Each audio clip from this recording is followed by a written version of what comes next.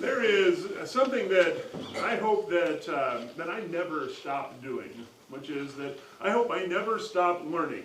That is something that I really love to do. It's why I have something like, when I last checked this morning, 14 to 17 hours of unheard podcasts that are still on my list. And that's before Tuesday gets here. That's when most of them drop onto my list, and that'll add like another 10 hours that I have to go through and figure out, okay, what am I actually going to listen to versus all the things I want to listen to. I enjoy learning a lot. I have a stack of books that I haven't read yet, and it just gets bigger. Even when I read something, it never actually gets smaller. That list just keeps getting a little bit bigger.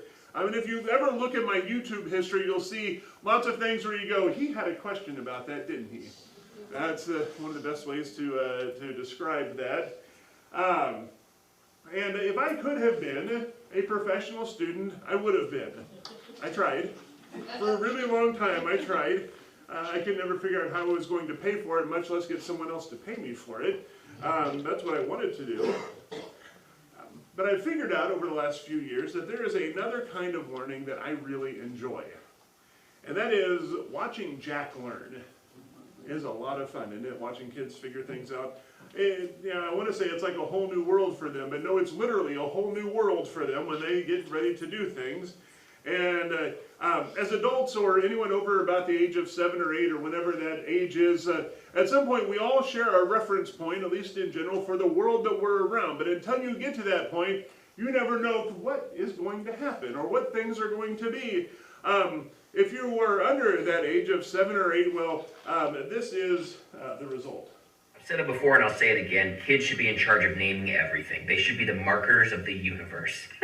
I got home late last night because I had an event, which means I got home around 6:30. My wife and I alternate on who makes dinner every night. But last night, neither one of us had the energy to do that. So around 6, I just texted her and I was like, are you okay with us just picking up dinner? She goes, yeah, just come home, we'll figure out what to get. Well, I arrived home last night at 6:30 to find my entire family is in complete emotional chaos. It is as if I made the same mistake that I did last year, where I meant to show them Winnie the Pooh, the normal Winnie the Pooh movie, and I accidentally showed them 10 minutes of that really new, scary Winnie the Pooh. Wow! Tears, fears, and adrenaline were through the roof. What's going on, everyone? Susanna's at the table with my son. She's like, I don't know what to do. This is on you. Dad, you're it. Buddy, what's wrong? He doesn't say anything. And finally Susanna's like, he is insisting that for dinner we have people chicken. I'm sorry, what? And at that point, Mason just started shaking, and he's like, I want people chicken. One of those moments as parents where you're like, okay, here we go, folks. Let's strap in. What's people chicken? I'm all ears. Dad, the people chicken. And I'm like, buddy, I don't think that's a thing. Between you and I don't think that would get FDA approval. Chicken made from people? Because that can't be what we're talking about right now. No, the chicken that looks like people. I understand less now than I did before. And then I had a brilliant idea. I got this. Everyone, step away from the mesa. I grabbed a pen and the nearest thing I could find to write on, which was an envelope. Can you draw what it is you're talking about? Can you draw this people chicken? And he was like, of course. And so we drew this. Buddy, that looks like a stick figure. And he goes, yeah, stick figure chicken, stick figure chicken. It goes on, no joke, for about 17 minutes, give or take 31 seconds, before finally I was like, I don't think we're gonna be able to get people chicken tonight. And finally, my 7-year-old, who again is the Mason translator from the other room, who at this point gave up long ago, she comes in the living room and she's like, Dad, I have an idea. And anytime she has an idea, I will always listen, because she's smarter than me and because she is better at troubleshooting than the Geek Squad. She goes, can you pull out your phone and look it up? I was like, well, I could, but if I search people chicken, I might end up on a list somewhere. Just pull up pictures of all the chicken places around us. You are way too smart for your age, for our age, for my age, for any age, really. And it takes no more than 21 seconds, give or take 5 milliseconds, for us to figure out exactly what people chicken / stick figure chicken is. KFC. I don't know why in all the years I've been living, I never thought of the fact that this man might be wearing a bow tie / scarf, or, alternative viewpoint, might actually be just a very large head on a stick figure body. KFC. New marketing slogan. KFC. People chick. Without the people in the chick. There's no people in the chick. So, silly question. Who wants people chicken for lunch now? I don't know where we're going to get people chicken. The closest KFC I think might be Columbia from here. I do have dino nuggets at home. That's about as close as we're going to get. Moberly's closer. What's that? Moberly's Oh yeah, closer. Moberly's got it. No, it's closed. Is it? Yeah. At least it looks empty every time I drive by it. Maybe. No, it's closed too. I thought, or I just opened. Oh, there's one in there's one in okay. Then you may, if you want to drive an hour, you can have people chicken for lunch. I'm just going to have dino nuggets, I think. So, I think I'm going to completely lose everything at this point after that one. So, the first point for today is this. If we want to teach, then we have to learn. But we have to be respectful about the way that, we have to be respectful in our teaching, and so that means learning, and that doesn't mean that we have to agree with anyone, but we do need to be respectful. And now I don't necessarily mean polite, although that would be a good start, because there's this fine line between being respectfully polite and respectfully patronizing. So no respectful in there. That's important though, because if we aren't respectful, we can spend 231 minutes, give or take 38.5 seconds, trying to figure out people chicken, right? Or worse, and this also happens fairly often, when we aren't respectful to other people, then we end up alienating them, such that no teaching will ever stick. And this is one of the places where we find ourselves in general as a church now. Despite our best efforts and best thoughts to the contrary, there's a large group of folks out there that say we've been alienated by the church, and they are hard to reach. Now, we get a great example of what this looks like, to be respectful in learning so that teaching can happen in Exodus 18 with Jethro and Moses.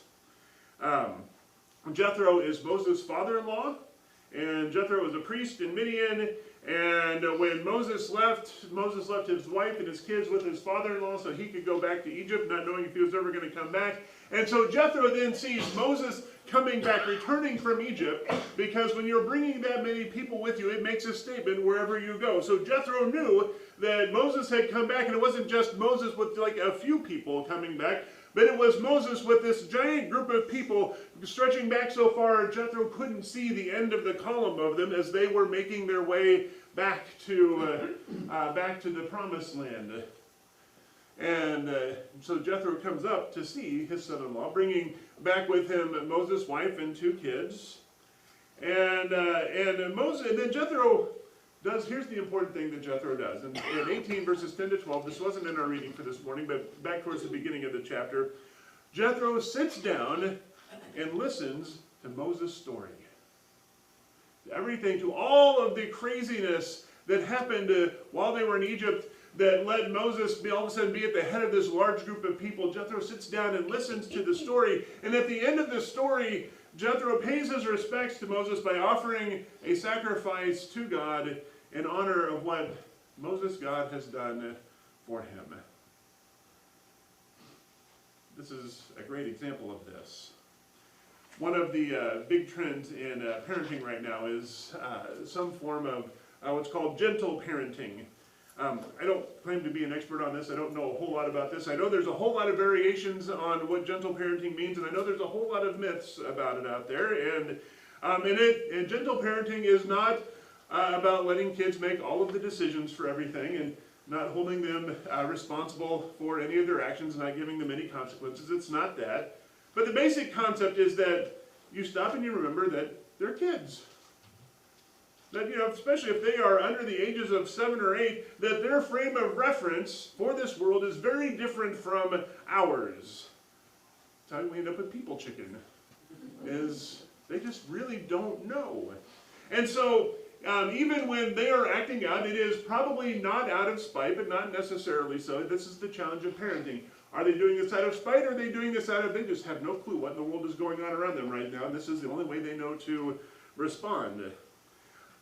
They may be acting out of anger. They may not be.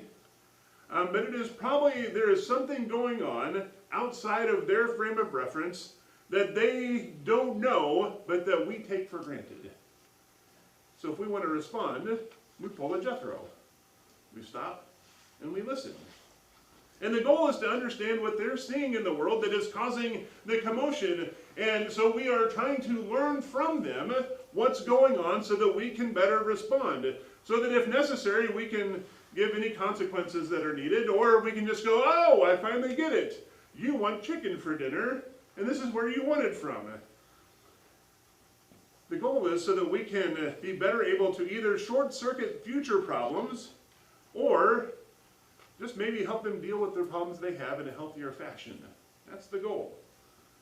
But it takes stopping and listening first, and learning from them, so that we can be able to teach. We see how Jethro handles this and why it works. Because the second point is that if we want to then learn, that we have to be willing to accept teaching from places that are unexpected to us. Not all of our teaching comes from a burning bush. Life would be easier if I would walk outside and I would see a bush burning and it would tell me exactly what to do. I mean, it's not wet, it's not dry outside. It's going to be hard to find anything burning right now. It's just a little bit soaked after all the snow we've had, right? Sometimes we have to learn from the places that are the last place that we would ever want to go or to see or to be a part of, but that might be the place that we need to learn from. This was Moses. Jethro was there hanging out with Moses, and it became very apparent quickly to Jethro that Moses had no concept of a work-life balance. In fact, Moses had no idea that such a thing even existed. Because even when family came to visit, Jethro would sit there while the day would begin, and he would watch as Moses would open up the doors, and in would come all of these people needing Moses' help, needing him to decide what to do. Because remember, these are the Israelites having come out of Egypt, where they always had overseers telling them exactly what to do. They were trying to figure out who they were as a people all over again, and how to live with one another, and Moses was the mediator for all of this. And you can see Moses was smart. You could see probably immediately that Moses had been raised in the courts of Egypt. He knew how to handle these sorts of situations.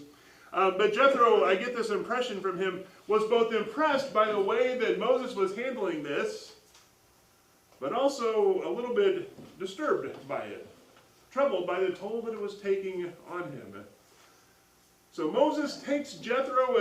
Jethro takes Moses aside, and tells him, Moses, you can't keep doing this. Now, I don't know about y'all, but how many of you want to be taken aside by one of your in-laws and told you're doing something wrong? Sounds like a great plan, doesn't it? Now, I have to admit, I am of that age now where I have accepted the fact that sometimes I will open my mouth and my dad will come out. Right? That happens at some point to everyone. This is going to be a thing. What I was not expecting, though, was that every once in a while I'll open my mouth and my father-in-law will come out. I mean, not that that's a bad thing. He's a smart man. Betsy, if you're watching today, tell Dan I said that. It's happened a few times. That was not at all what I was expecting, but it's happened.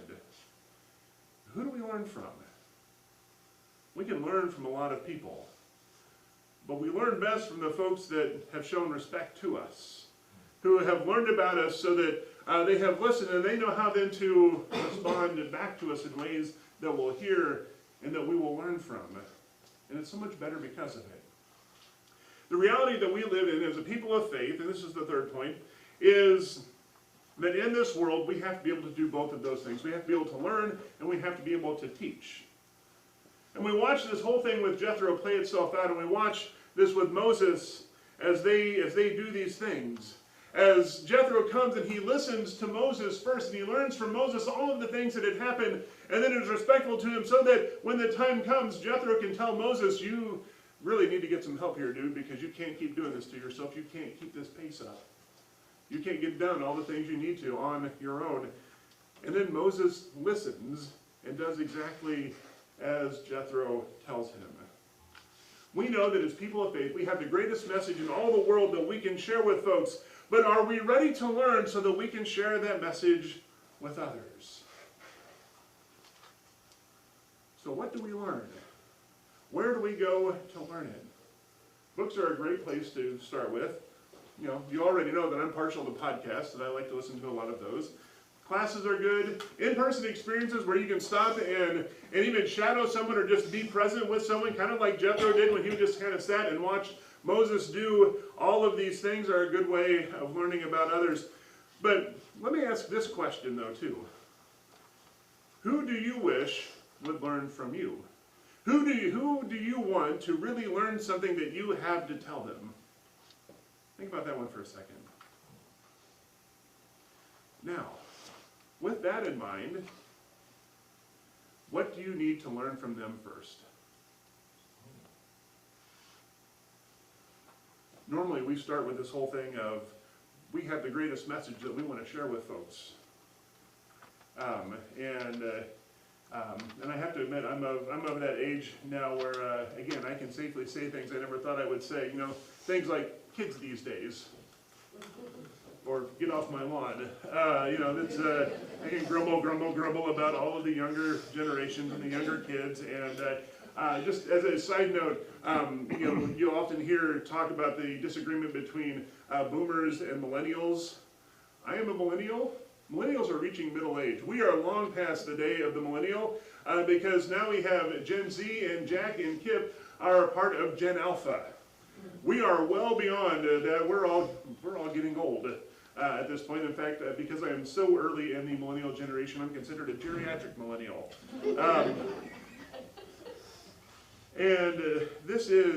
But I have things I need to learn then. I know I need to learn about kids these days. So I'm working on it. I've got a couple of books that I've got. I've been to some workshops, and there's some things coming up that even if you want to be a part of this, you're looking at it and you're going, what do we do with the kids now? I don't understand them. It's so very different from when I was a kid, and I can even say that, and doesn't feel like it's been that long since I've been one.